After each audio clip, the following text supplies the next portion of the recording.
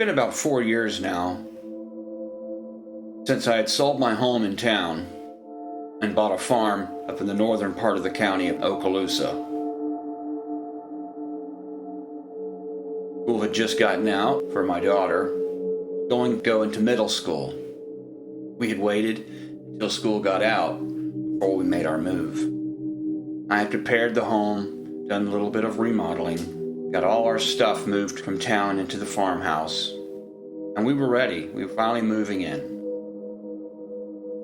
The very last night, I had gathered up some stuff from town, headed to the farm, going up from Niceville to Mossy Head, where the farm is, up 285. That goes right through Eglin Air Force Base Reserve. Pretty much nothing out there. Pine, forest. It was a moonlit night, and there's not much lights out there other than the moon. Watching the road as I went up ahead, around a bend, I saw something in the road. Now, I was probably doing about 65 miles per hour with my brights on, but I could see that there was something there in the road. It looked like some kind of animal.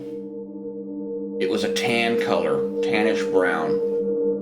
As I approached, I noticed that it was in the opposite oncoming lane, close to the center line, not in my lane. Once I got within probably 100 yards, it stood up on its back legs. And when it stood up, I noticed that it had a dog face. And it was hunched forward. Now, I went by it at 65 miles per hour, so I just had a quick glimpse. But I definitely remember that it was light brown in color. It stood up on its back legs, hunched forward. I think it was about 5 foot tall. As I passed by, I turned my head to look. That's when I saw it staring at me with a dog face. I looked back as I had passed by, and I couldn't see it because there were no lights. The very next day, I believe I told my mother, and I told my brother, who is an avid hunter, and both of them think that it was probably either a deer or a coyote. But no deer or no coyote would stand on its back legs at that height of 5 foot tall.